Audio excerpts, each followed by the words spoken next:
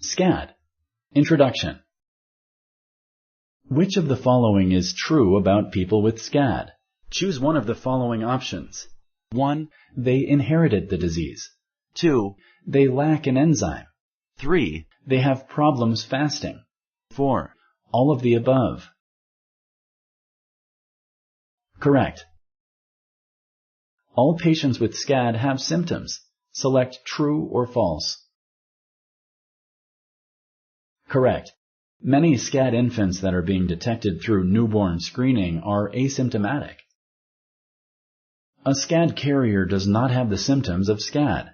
Select true or false. Correct.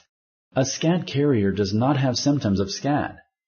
Even though there is one defective D gene, the good N gene is strong enough to make enough enzyme. A child ends up with SCAD when both parents have a defective D gene and both pass it on to their baby. Select true or false.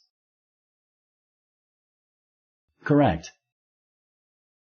When both parents are SCAD carriers or ND, what is the chance that their baby will have SCAD?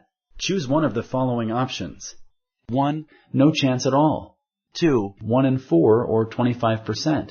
3. 2 in 4 or 50%. 4. The baby will definitely have SCAD. Correct. The chance is 1 in 4 or 25%.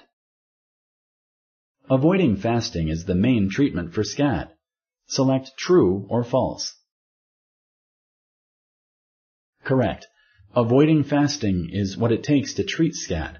When a person is sick and cannot eat, extra care is given to provide the body the energy it needs to avoid a metabolic crisis.